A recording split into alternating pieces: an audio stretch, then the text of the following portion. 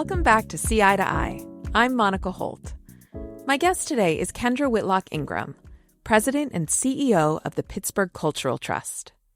Kendra is running one of the country's most complex performing arts organizations. And at the same time, she's building the future of downtown Pittsburgh with many different stakeholders. That future is Arts Landing, an extraordinary project transforming 4.5 acres of the city into civic space and a cultural campus. There will be performance spaces, a playground, pickleball courts, rotating public art. It's gonna have it all. And the timeline for getting this project to ribbon cutting, it's beyond ambitious, and I can't wait for you to hear more about it. Kendra covers everything from her leadership journey to her approach to urban transformation, and she has some serious insights to share about the future of arts organizations and the performances that are bringing her joy today. It was fabulous to spend some time together, and I hope you enjoy. Let's dive in.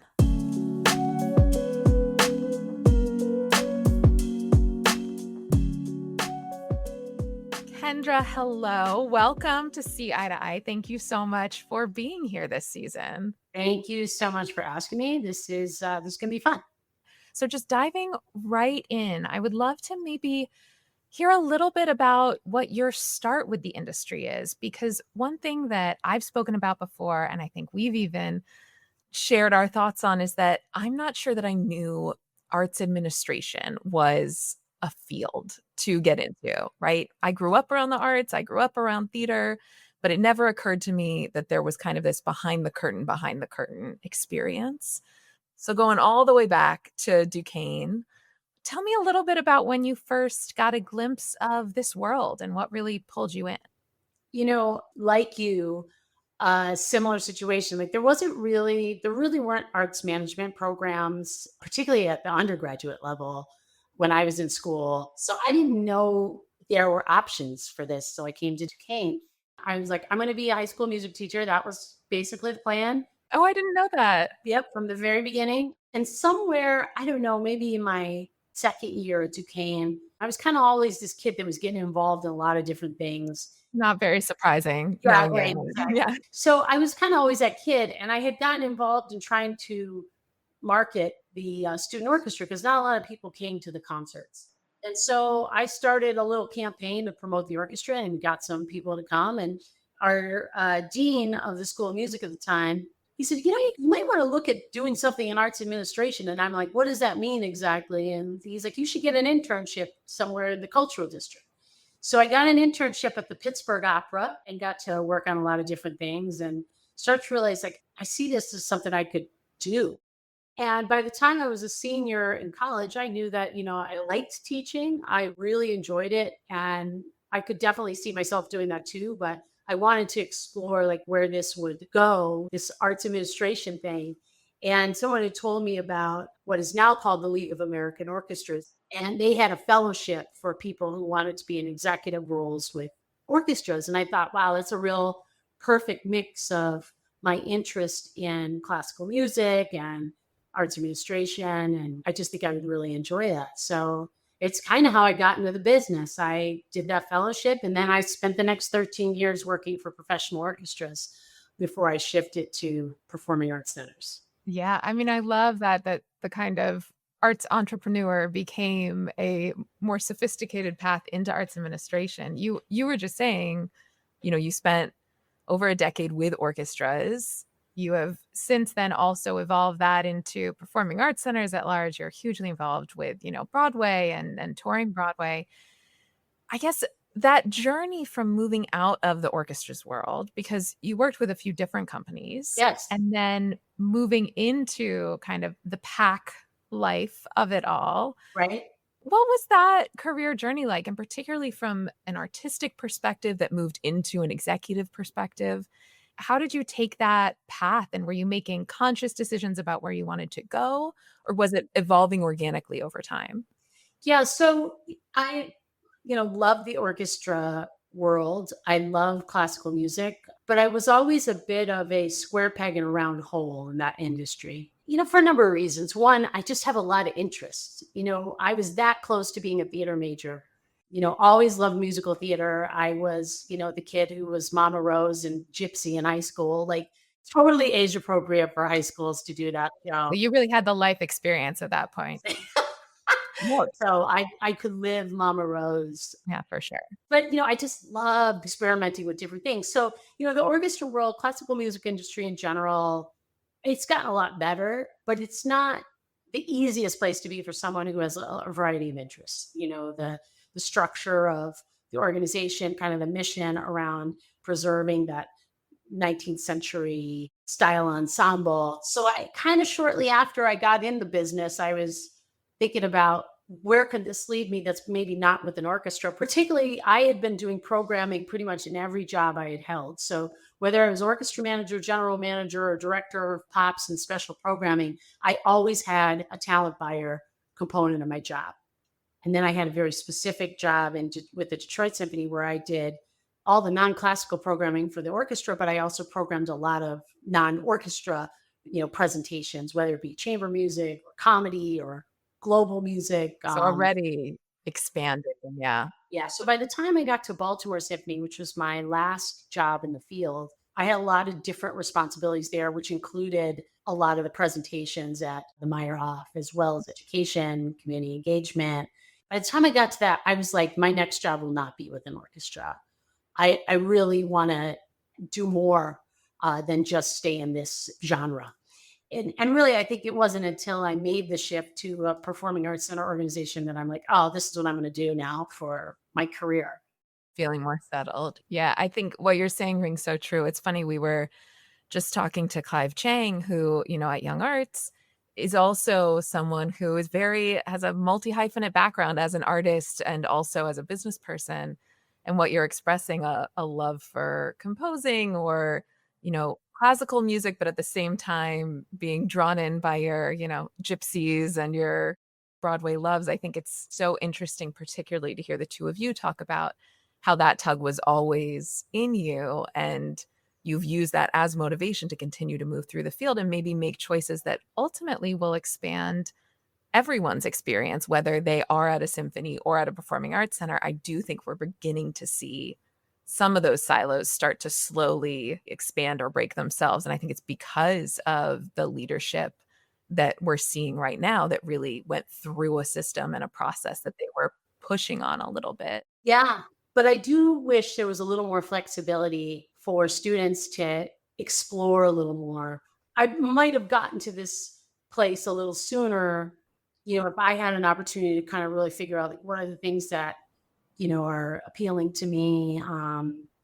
And what are even the options? I think we know the conservatory model is really pretty challenging to translate into like a salaried with benefits type position. There are so many ways. I actually think we do need more artists in these administrative roles for that perspective who also have the skills of running a business and keeping the art sustainable, balancing the commercial and the artistic. And if there's a way that academia can figure this out, that would be awesome. Did you have a plan for how you managed each transition personally?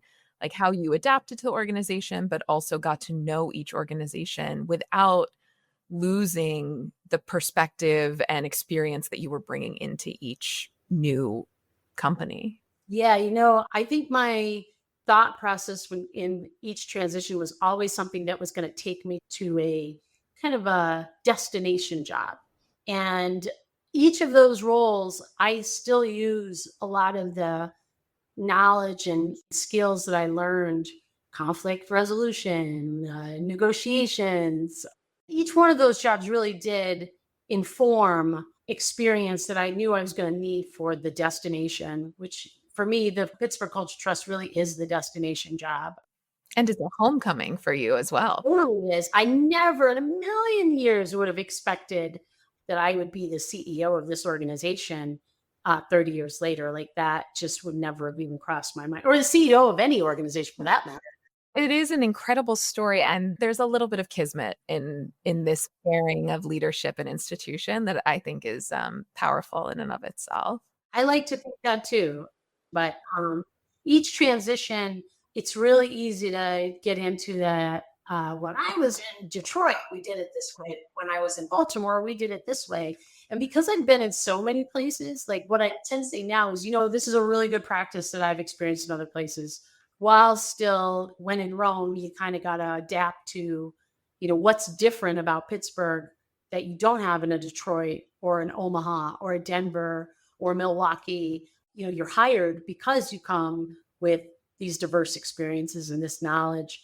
But like, it's also, you got to balance not throwing out the baby with the bathwater, as they say, and really kind of understanding the culture and the way things happen when you enter those new organizations.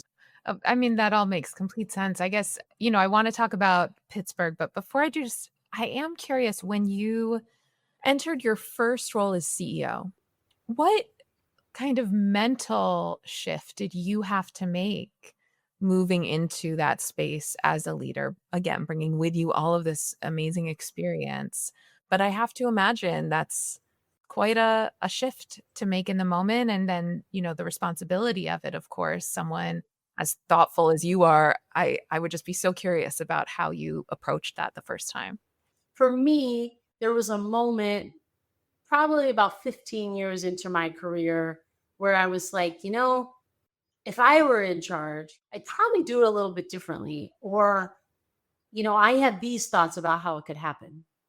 And when that moment came, I really knew, I think it's time for me to take this leap. I think this is what I'm meant to be doing, to be in the number one seat and, drive the strategy for an organization and represent the organization, in the way that I would want, as someone who's been, often in the number two or in the senior leadership team role. I think the biggest thing I learned is the power of my words in this role versus pretty much every other job I had that was an executive director or CEO. Like, sometimes I'm just thinking out loud.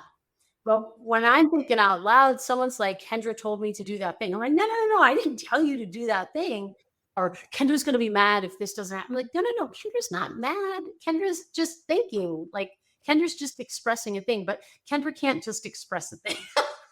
No, You know, completely, because your word is law at a certain point. yes, Kendra is not Kendra. Kendra is the CEO. I still struggle with that a little bit. I'm much more conscientious about it now. I even catch myself saying, I'm not saying to do this. I'm not saying you should do this. I'm just kind of thinking, or this is just an idea. It might not work for this situation. Maybe you want to go in a different direction. Like, I feel like that's like the biggest lesson in that shift, that you are not just you. You are kind of a symbol, both internally and externally. This role is a more civic role than I've seen my peers have. I feel sometimes like an unelected public official, not only with the work that we do in the cultural district and using arts and culture as an economic driver, as an activator of downtown activity, as a major real estate and landowner. When you say things, if you're representing something that's bigger than just an arts organization. I literally just had this conversation with the staff. It's like, I was you at one point, and I don't even disagree with what you're like. I feel you, but I have a larger obligation now, and there's a lot more, accountability. My words have a lot more accountability. I mean, the tying of words and accountability, as really, I'd say for anyone who's taking on a managerial or leadership role for the first time, that I think you start to have a sense of that. But as you said, in a role like yours, not just internally for the organization, but externally for the city, it's quite a substantial shift. In case folks aren't as familiar with the Pittsburgh Cultural Trust, would you just give a little primer for listeners on all that it encompasses? Because I'm not sure everyone knows the totality of the remit. Absolutely. So, by definition, we define ourselves as a performing arts center organization. So we benchmark against Cleveland Playhouse Square, New Jersey Performing Arts Center, Tennessee Performing Arts Center in Nashville. So we are, in essence, that. That's probably our primary role, an arts presenter. We're a steward of a number of performing arts venues in a 14-block cultural district, which includes 7 theaters and a number of other smaller spaces. So we present Broadway, we present more artistic mission driven programs like contemporary dance, jazz, family programming. And then, like many other performing arts centers, we have, one night, commercial contemporary acts, everything from Bob Dylan to Nikki Glazer to, Paw Patrol. So, The big three, as they say. yeah, right, right. And then in Broadway is our biggest presenting arm. We have a little over 15,000 subscribers for Broadway. So it is it is a big driver of our budget. Like other performing arts centers, we're about 80% earned revenue to 20% contributed.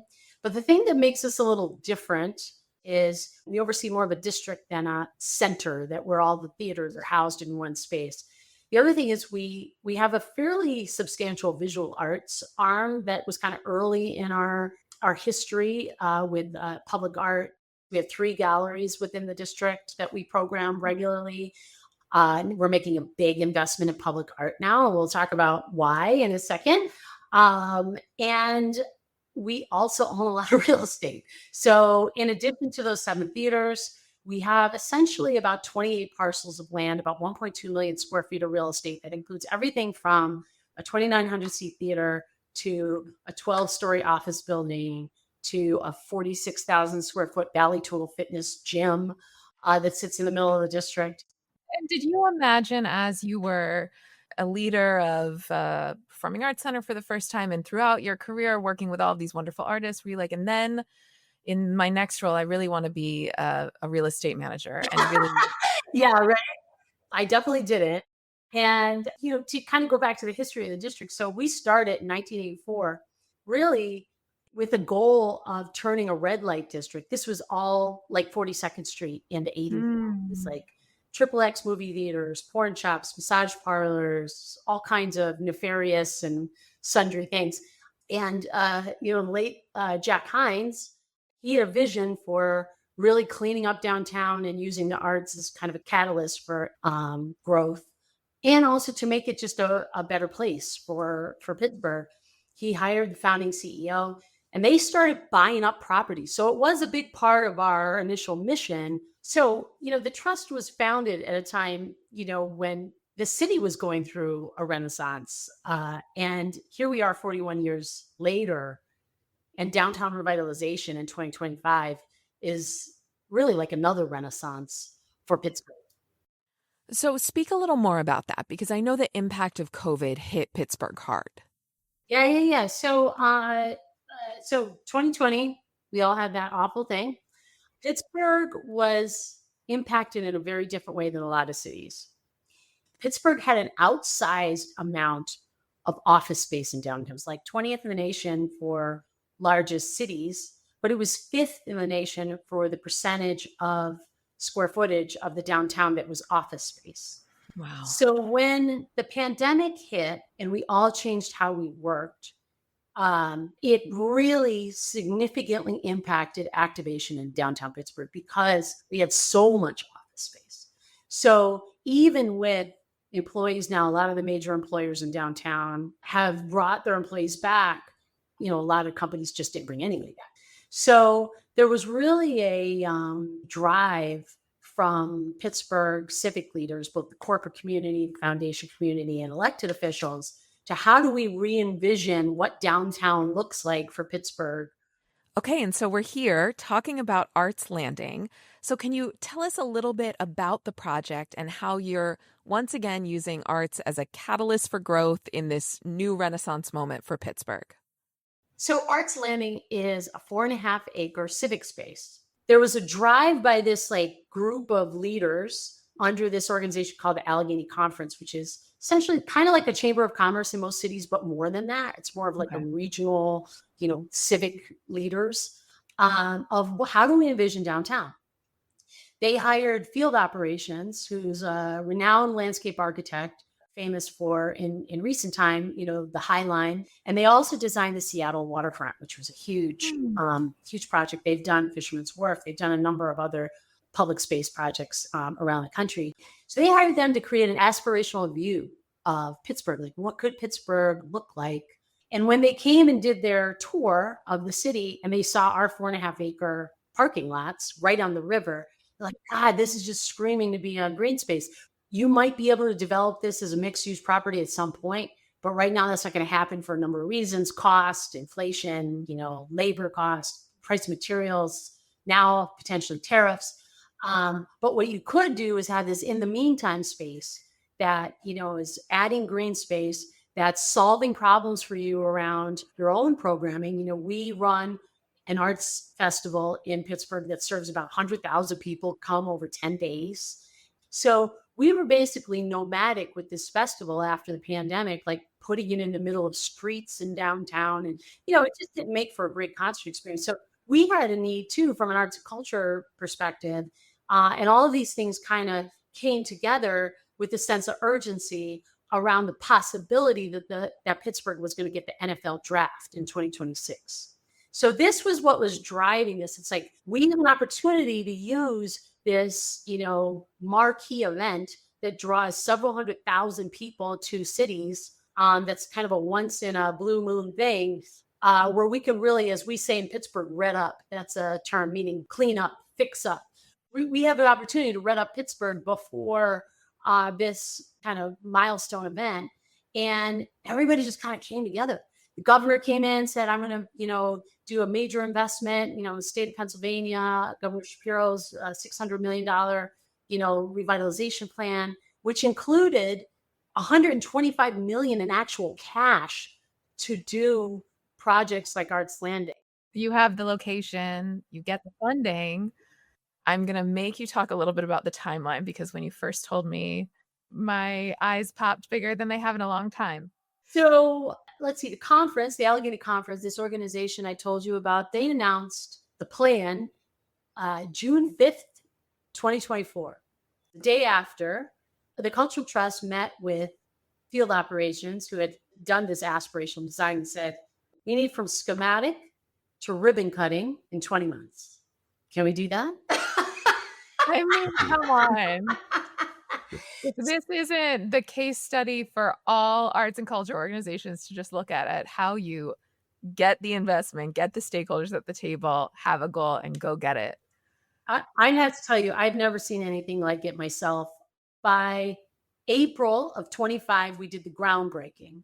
And we were on such a tight schedule. The lease with the Goodyear building was up. And so we're doing the groundbreaking. I think it was like April 25th or 24th. And literally they're like demolishing the Goodyear behind us. And I'm like, we can only stop for 30 minutes just to do this groundbreaking. Shovels in the dirt. Get the photos, get the dirt. Let's go. And let's go. There was like you hear beep, beep, beep, right up until the microphone goes hot. And then okay, everyone hold on. Like, people are waiting there in the, demolition truck there, the dumpster. I mean, this is like the performing arts reality show of our dreams. Okay, so tell us a little bit about the design and features of Arts Landing. So the design will have a 1 acre lawn, a permanent stage and stage canopy. So more of a piece of civic furniture than a band shell. It will also have a little recreation zone with 3 pickleball courts and a small walking track. It will have a 30,000 square foot hardscape plaza with seating and cafe tables and chairs. It will have downtown's first ever playground. So downtown does not have a playground. That's one of the things we had heard, as we were putting the design together, that there's no public playground for families. Public restrooms, of course, was another big thing we heard. And then we have a whole children's play area that's a little bit more artistic, as well as a first phase of rotating public art. And we will be cutting those ribbons a week before the NFL draft in April of 2026. I mean, listen, you're less than a year out. I mean, that if that doesn't prove what having a clear goal in mind can do for a project, even when all the right intentionality might have been there to begin with, it's so impressive. Okay, so you get to the ribbon cutting. A week later, you have the draft. Then obviously the arts festival will continue using that space. How else do you envision the space being used throughout the year and over many, many years to come? So what we've heard from other spaces that operate like this around the country is that, programming doesn't just mean events. It means activations on the site. So a lot of times spaces like this will program the space, 300 days a year, but that might be like a food truck pops up, or there's, a pop-up hot cocoa station in the winter, or there's a holiday light display. We certainly plan on a lot of performing arts programming on this space, both with existing partners. Some of the programming we already do indoors that we've always wanted an outdoor home for in the nice weather months. Um, but visual arts is going to have a big role in this space too. I mean, public art is such a great way to drive people to a space without a timed event. And really, the goal of Arts Landing is to extend people's time in downtown. So you come to Arts Landing before or after, or you come to Arts Landing just to hang out. It doesn't have to be for a performance. It doesn't have to be for a specific thing. And I think that's the thing that, performing arts centers, we're great at timed events. Like we have the space for it, and it's kind of part of our DNA. But if you're trying to activate a city that's lost population through office occupancy, like getting people to stay in downtown longer or an extended time in downtown, you're going to need things that are not timed events. You're going to need hangout space. You're going to need space for play, for recreation, for just looking at a piece of art or walking through a public art park. Yeah, I think you're hitting the nail on the head there because as we've talked about this, it's kind of how cultural districts can continue to drive transformation, some of which, because of COVID, is still recovery transformation, but some of which is really looking ahead. How do you think other folks around the country can kind of take lessons learned from the work that you've been doing and from what you're hoping to see in the future locally? What impact might we be able to kind of take away from that on a more national scale? Well, we have benefited from learning from a lot of other spaces that are already doing this super, super well. And like, again, what we've learned is keeping it clean, safe, and activate it just gives you more opportunity to engage community. And as performing arts centers, like I guess what we can learn about, how can we activate the property around the performing arts centers to create this extension of engagement in our arts districts, or activation around our own theaters. Yeah, it feels like there's this moment happening, and I think as folks are figuring out their continuously evolving relationship with their phones and with their digital entertainment, I also think we're approaching this moment of community and the act of gathering and the act of being together still in its resurgence era from a time where all of us were, very much staying away from large crowds, and I think projects like Arts Landing and, some of the great colleagues that you mentioned, I think we're all in a really interesting moment to see what's happening and how is that gonna impact the value proposition and the brand positioning of the arts and culture and humanities work in America. Yeah. Because as institutions can take on that mantle to be of service to the community in greater or different ways, we can really start to see how the conversation might shift from the more traditional dialogues or debates that Right. we've seen in years past. I think it's absolutely fascinating and a great time to be looking at it. And necessary for our sustainability. Absolutely. I mean, those things that's tied together so closely when we talk about the future of the field. What I was going to say is, as you're describing this, it's a lot of stakeholder management. It is a lot of diverse stakeholders, both within the community and the artists and the administration of a typical performing arts center. But as you alluded to a little bit earlier, also all that comes with the civic governance, the economics of the work you're doing. How do you manage your day as you are both, stewarding and leading this incredible arts organization, but also immersed in this transformation work and in this real construction, literally, work that requires so much input and collaboration? Yeah, this is when I talk to people about this role, not just at the Cultural Trust, but the CEO role, it is work-life balance is, we all need it. There's a lot of discussion these days about finding rest. And that's still, I think, a controversial thing for someone in this kind of role. Like rest is like you're never really off, you're always on, let's put it that. The job, the clock is always ticking. But I am trying to figure out like how to make sure I don't burn out. Um, I was gonna ask because you even just knowing a little bit of who you are and your history, right? You have a mentality of let's go, let's get the job done, let's keep moving. And when a job is this demanding of not just your time or your brain, but also I would imagine there's quite a bit of emotional labor that you're doing on any given day with so many different people. Very much so. So, like, really, I kind of have all the toolbox of. I talk to a therapist. I have my exercise time. I have quality time with my husband. I have a cat. I love to read. So I really kind of make sure I can do those things. To balance my mental health, my physical health. But I will say, like, this is a hard job, and yes, try to take care of yourself, but also recognize the expectation of accountability and responsibility is great. And, if you need a lot of downtime, this is probably not going to be a good role for you. And I also think this is why I've been thinking a lot about like what is the longevity in these kinds of roles? Like what is a good runway of time? We need leaders in these roles for a long time to make change and progress. And change takes a long time, particularly at a part of the organization's evolution, like where the cultural trust is right now. I don't know if I should stay in this job for 20 years. I definitely want to stay until I retire, which, is still a ways off.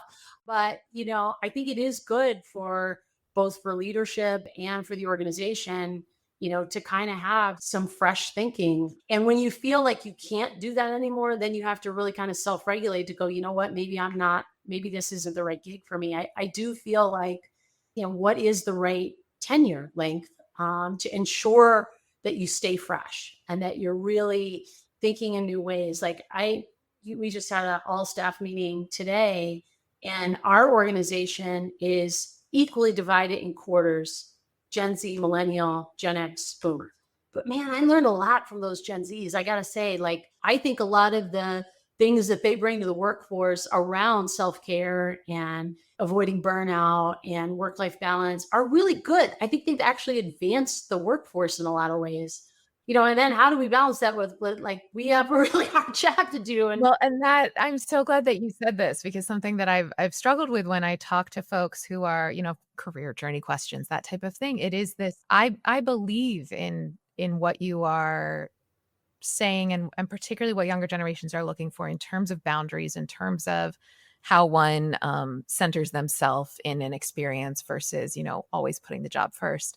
But the other truth that you're alluding to is sometimes that means that you can't get to the place you want to be as quickly as possible if you are also holding firm to some of the work life boundaries that are there. And you're going to have to make sacrifices and choices along the way. And as long as you are making the choice, great. Like, then that is the choice that you are making. And so for jobs, the last job that I had, I was very happy for that job to be very centered in my life and lifestyle. It brought me a lot of joy, regardless of the hours. yep, But that's not for everyone, and that's okay. that is exactly it. And I think people think, oh, well, I've been a director for a certain period of time, so now I need to be vice president. I've been a vice president so maybe I should run a place. It's like the difference between running a place and being in even a senior staff role, like it's very different. My day to day is really the business of the arts, making sure the sustainability financially, raising money, interacting with all our diverse constituents, from elected officials to corporate leaders to real estate developers to all kinds of officials. Like it's the farthest away I've ever been from touching the art, but Yeah. in some ways the most meaningful work I've done in my career. Like I feel like I've jokingly said to people, my legacy, when they say, what do you want your legacy to be? And I'm like, I want my future self or my successor to go, she really made good decisions Mm. to get us to this point. I don't need my name on a building or anything like that. You Or want the work to be good. yes, I want someone to go, God, thank goodness they did this thing. I'm really glad she did this thing. I say that about my predecessor. I told him directly, I'm like, this one thing you did, it's like so it made such an important impact on the organization. But I love that sense of clarity of goal, of purpose. As we slowly start to come to a close, what right now is giving you hope for arts and culture in a time where there are a lot more questions than answers about our country specifically and the role of arts, culture, and humanities in everyday society? Man, every time I go to a show, I just went to a show off Broadway last weekend, little 100-seat space in Greenwich Village. Everything from that to the performances we're doing in Pittsburgh, whether it be the Cultural Trust or frankly any of my arts colleagues that are successfully bringing audiences back, people want this. Like this is not going away. You know, someone asked me today in our staff meeting about, are we worried about AI or some of these technologies replacing humans, in our work? And I'm like, I feel like there's a place for growing efficiency, through these technologies, but it will not replace what is happening on the stages. I don't even think it's going to replace the fixed seat theater experience. There's still something that's just so absolutely extraordinary. People they just want it. They crave it. They want to keep coming back. I mean, we have people coming to shows they've seen multiple times before because they like how it made them feel. I have no fear that desire is going to go away. But it doesn't mean that we shouldn't be vigilant about ensuring we run a sustainable business, that we also adapt to, the tastes and changing needs of our audiences. Like we have to do that too. But I do feel very positive about the future of our industry. I love to hear that. I couldn't agree more. All right, we are at that moment for a couple quick fire culture questions. The first of which, what is one piece of culture, be it a song, a show, a book, a TikTok video, one piece of culture that you are currently obsessed with? I'm going to go with the thing that I most recently saw, Okay, great. that I just was delighted by. And it was that show that I was telling you about, the off Broadway. It's called Ta-Da. Ta-da. One man show by Josh Sharp, directed by Sam Pinkerton, who famously just won the Tony for directing Oh Mary.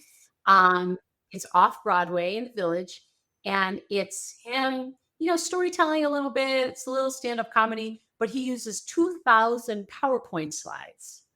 It is absolutely hilarious. It is brilliant. I don't know if it can transfer outside of that kind of setting because it is Or kind if you'd want it to even, right? right, exactly. But God, I want more people to see it. So I've been telling everybody I know, go see that show. I have a lifelong aversion to overwrought PowerPoint presentations, so maybe this will be the way to kind of break me out of that. Again, a little recency bias. I love it. Struck by inspiration. That's what counts. If you could go back in time, either to a show you were able to see and you want to see it again, or to a concert or experience that you were not around for, what is the one show that you would time travel? It could be an exhibit, a show, a concert. So I know exactly this one, and it's long enough ago because it was probably 10 years ago. It was a production of John Adams' opera, A Flowering Tree, that was produced by Omaha Opera. It was so incredibly moving and powerful, and just the stagecraft of it was also really, really interesting. I love John Adams' music. It's like that dish that's served at a restaurant that you're like, God, I wish I got the recipe for that. That's the way I feel about the production. So It's very special. Okay, what is one free resource that you wish more people knew about or that you think everyone should be checking out? Controversial one. This is going to be controversial. Hot takes. Let's do a hot take. ChatGPT, baby. Okay, listen. If I take 3 pages of notes and say ChatGPT or Copilot, turn this into a 1-page outline, that summarizes, and then it's just like magic. Why did I not start using this sooner? I mean, if this could free up time for us to use our brains to do the creative stuff, I'm all for it. And we are using it more in our workplace here, particularly for that kind of, summarizing, encapsulating an idea. We have kind of strict rules around the content generation can't use it directly. Everything, there has to be the human touch at the beginning and the human touch at the end. That's but exactly right. There is an efficiency, particularly for folks who have days that are well beyond their, 8 to 10 hours already. Absolutely. Right? What a wonderful tool. The next episode, we'll be talking to Jen Taylor, who has a lot of great advice on how folks can get into using these tools for the first time, and also how they can do it in a very thoughtful way that helps balance some of those concerns that you're alluding to in the space. I will be tuning in. Great. I'm going to plan that promo better. Okay. And then we are at time. So the last question I have for you is your see eye to eye moment. If you could broadcast one message to executive directors, leadership teams, staffs, and boards of thousands of arts and culture organizations, what would that message be? So also a little more of a pragmatic message, but it's something that's been top of mind for me. And that's nonprofit is a tax status. It is not a business model.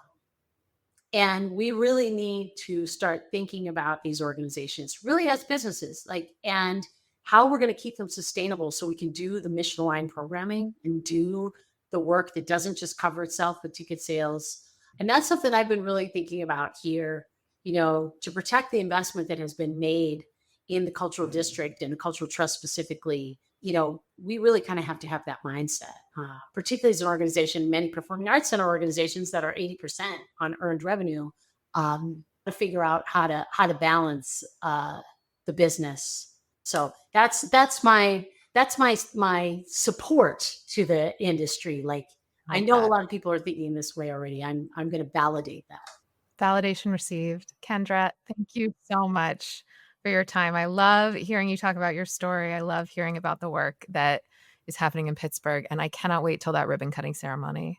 Listen, thank you so much. And I'm honored to be asked to do this, and always love chatting with you too.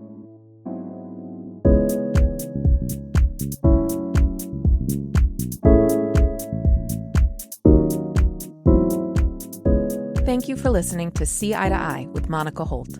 If you enjoyed today's conversation, please take a moment to rate us or leave a review. A nice comment goes a long way in helping other people discover the show and hear from leaders in the arts and beyond. If you haven't already, please click the subscribe button wherever you get your podcasts. We've got some pretty incredible episodes coming your way, and I wouldn't want you to miss them. This episode was edited and produced by Karen McConerty and co-written by Karen McConerty and myself, Monica Holt. Stephanie Medina and Jess Barabee are our incredible designers and video editors. Our music is by Who Is Uzo. Don't forget to follow CI on Facebook, Instagram, LinkedIn, YouTube, and TikTok for regular content to help you market smarter. You can also sign up for CI's newsletter at capacityinteractive.com, and you'll never miss an update. And you can always reach out to let us know who you'd like to hear next from on See Eye to Eye.